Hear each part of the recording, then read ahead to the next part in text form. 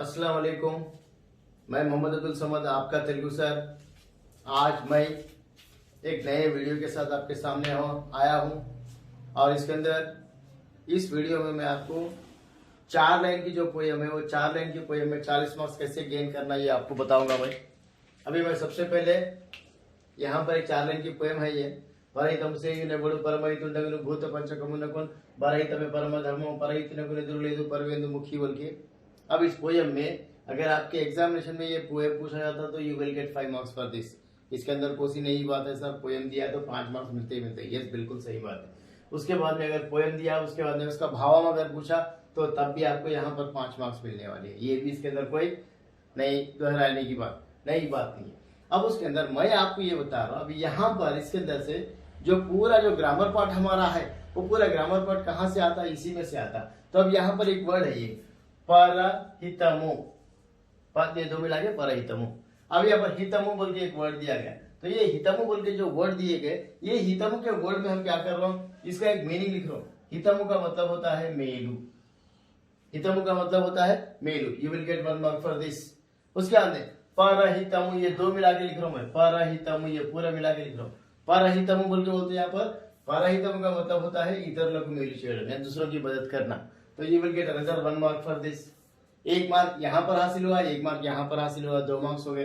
अब उसके बाद में मैं यहाँ पर क्या कर रहा हूँ, यहाँ पर सेकंड लाइन में परमहितुंडगनु भूत पंचकमुन। भूत पंचकमुनकुन ये जो वर्ड है, ये वर्ड को मैं क्या कर रहा हूँ यहाँ पर, उन्हें आपके एग्जामिनेशन में पूछता ये पंचभूतालु बोल के एक समास पदम देता। मैं समासालु विग्रह वाक्यालु मेरे वीडियो में ऑलरेडी है, देखिए आप। समासालु विग्रह वाक्यालु किसको बोलते हैं, कैसा बोलते हैं, उसका पूरा एग्जाम्पल के साथ समझाया। अब यहाँ पर पंचभूतालु एक वर्ड है। अब ये वर्ड को हम क्या करना, विग्रह वाक्य में लिखना। विग्रह वाक्य में क्या बोल लिखना, पंच संख्या गल भूतालु बोल के विग्रह वाक्य में लिखना। तो उसके बाद में अब ये पंचभूतालु ये समास पदम है, पंच संख्या गल भूतालु विग्रह वाक्य में। अब इसको हमें एक नाम देना, तो नाम क्या देना है, द्विगु समासम बोल के। आपके एग्जामिनेशन में ऐसा वर्ड देके समासम का नाम लिखो बोल के बोल सकता, या ये वर्ड देके इसका विग्रह वाक्य में लिखो बोल के बोल सकता। कैसा भी आपको इधर से उधर से घुमा के फाइव पूछेगा तो you will get another 1 mark for this. इसके लिए आपको 1 मार्क मिलने वाला है। अब उसके बाद में नेक्स्ट हमारे पास ये परवेंदुमुखी एक वर्ड है। ये वर्ड क्या बोलता हूं, उन्हें कलिपी रायंडी विड़ेदिसी रायंडी बोलता है। मैं यहाँ पर लिखा परवेंदुमुखी बोल के, तो इसको क्या करना, स्प्लिट करके लिख रहा हूं मैं। क्या बोल के, परा प्लस सिंधुमुखी परवेंदुमुखी बोल के बोल। परा प्लस सिंधुमुखी परवेंदुमुखी हो गया। ऐसा दिए तो ऐसा लिखना है, ऐसा दिए तो ऐसा लिखना है। ऐसा देके क्या बोलता है, कलिपी रायंडी बोलता है। ऐड करके लिखो बोल के बोल, तो ऐसा ऐसा लिखना है। परवेंदुमुखी बोल के बोलते क्या करना है, इसको स्प्लिट करना है, इसको माइनस करना है।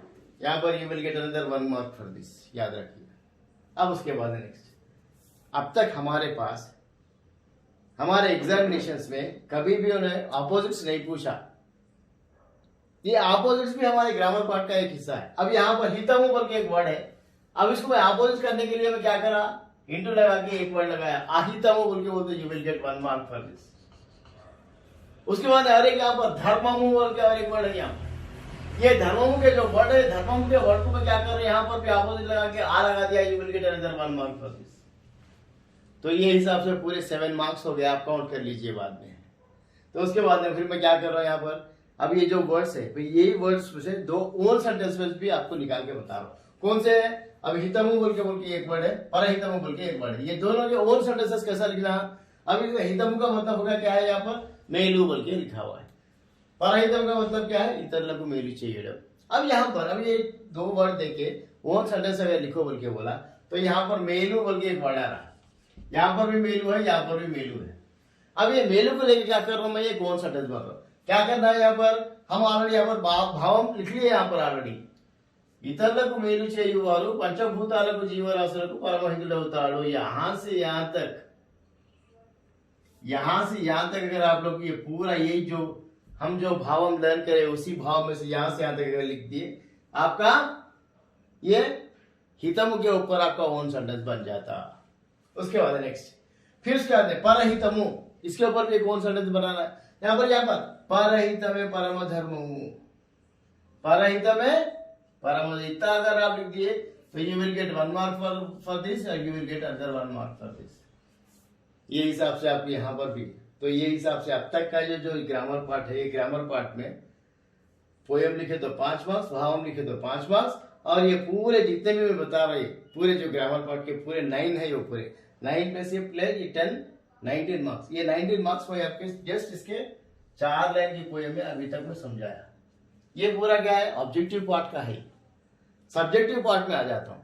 अब सब्जेक्टिव पार्ट में क्या है, यहाँ पर आपके क्वेश्चन पेपर में, आपके टेक्स्ट बुक में क्वेश्चन आते हैं। आपके एग्जामिनेशन में क्वेश्चन क्या बोल गया था, పరహితం అంటే ఏమిటి, అందుకోసం మనం ఏం చేయాలి, हमारे टेक्स्ट बुक में ऐसा क्वेश्चन है दूसरों की मदद करना हो तो क्या, और उसके लिए हमको क्या क्या करना चाहिए, ये एक टॉपिक है। तो ये जो जैसा क्वेश्चन है, ऐसे क्वेश्चन हमारे एग्जामिनेशन में पूछने वाला नहीं है। उन्हें क्या पूछता, उन्हें घुमा फिरा के क्वेश्चन पूछता, పరహితం యొక్క గొప్పతనం ఏమిటి, दूसरों की मदद करने की खासियत क्या है, तो ऐसी बात होता है। उसके बाद में अब ये जो ऐसे क्वेश्चन, बहुत सारे क्वेश्चन है, मैं इंशाल्लाह आने वाले वीडियोस में आपके क्वेश्चंस कैसे कैसे आते हैं उसके ऊपर एक वीडियो आपको बता दूंगा। क्वेश्चंस किस टाइप के आते हैं एग्जामिनेशन में, किस टाइप के पूछने वाला रहता है उसके बारे में। अभी मैं यहाँ और बहुत सारे क्वेश्चंस मैंने जो डिजाइन करे सो बता सकता हूँ, लेकिन मैं यहाँ नहीं बता रहा हूँ। और उसके बाद अब ये क्वेश्चन अगर आ गया तो you will gate 4 marks for this. अब यही क्वेश्चन है, यही टॉपिक है, टॉपिक एक ही है, दूसरों की मदद करना। ये मदद करने के बारे में एक 8 మార్క్స్ का क्वेश्चन पूछता, ఇతరులకు మేలు చేయడం వల్ల కలిగే సంతృప్తిని వివరించండి, दूसरों की मदद करने से आपको क्या सेटिस्फेक्शन मिल रहा, उसके बारे में डिस्क्राइब करिए बोलता है। You will gate 8 marks for this. हो गया। अब उसके बाद में आपको टॉपिक यही है, పరహితం की टॉपिक है, दूसरों की मदद करने की टॉपिक है। क्या बोल रहा, अभी ఇతరులకు మేలు చేయడం వల్ల కలిగిన సంతృప్తిని వివరిస్తూ మిత్రునికి లేఖ రాయండి बोलता। दूसरों की मदद करने से आप क्या सेटिस्फैक्शन फील करें, डिस्क्राइब करते हुए आप अपने दोस्त को लेटर लिखो बोल के बोलता है। You will get another 8 marks for this. अब उसके बाद में और एक डिस्कोर्स बता रहा हूं इसी टॉपिक में से, इसी टॉपिक में से और एक डिस्कोर्स क्या बता रहा हूं। आजकल हैदराबाद में दुनिया के फ्लड्स आए हुए हैं, पूरे तालाब टूट गया, क्या हो गया, पूरा आसपास पूरा भर गया, दुनिया की तबाह बर्बादी हो गई। तो ये हम क्या कर रहे हैं, उन लोगों की जाके मदद कर रहे हैं। तो ये ऐसा मदद करना పరహితం में परम धर्म में अच्छा काम है, नेक काम है, दूसरों की मदद करना एक अच्छा काम है, नेक काम है। ऐसा काम करना बोल के हम क्या करना, करपत्रम तैयार చేయండి, एक पॉम्पलेट डिजाइन करिए बोल के बोलता। अगर पॉम्पलेट डिजाइन करो बोल के बोलते यार, इधर you will get another 8 marks for this. अब आप हिसाब लगा लीजिए, 8 8 8 3 8 जा 24 24 प्लस 4 28 28 प्लस 19, ये पूरे मार्क्स आपका 28 प्लस ये 19 मार्क्स काउंट कर लीजिए, नियरली 47 मार्क्स आप यहाँ पर, मोर देन, मैं 40 मार्क्स बताया था लेकिन अभी उससे ज्यादा और मार्क्स आपके यहाँ पर इस 4 लाइन की पोएम में आप यहाँ पर है। तो आपको यहाँ पर 1 मार्क भी ग्रैब कर सकते हैं, 4 मार्क्स भी ग्रैब कर सकते हैं और 8 मार्क्स भी ग्रैब कर सकते हैं। तो ये हिसाब से 4 लाइन की पोएम में इतने मार्क्स छुपे हुए, तो आपको इसी तरीके से आगे आगे पोएमों से भी आपको लर्न करना है। तो इतना अच्छा बेहतरीन इंफॉर्मेशन मैं आपके सामने रखा हूं, और मेरा हक भी ये बनता कि आपसे हदिया जरूर लेना। फिर आपसे मैं हदिया नहीं पूछूंगा, पैसे नहीं पूछूंगा, मैं पूछूंगा तो क्या पूछूंगा, समस्या तेलुगु चैनल जो है वो चैनल को आप लाइक करिए, शेयर करिए, सब्सक्राइब करिए, और इसके अंदर कुछ कमेंट्स, अगर कमेंट्स बॉक्स में अपना कमेंट लिखिए। Thank you.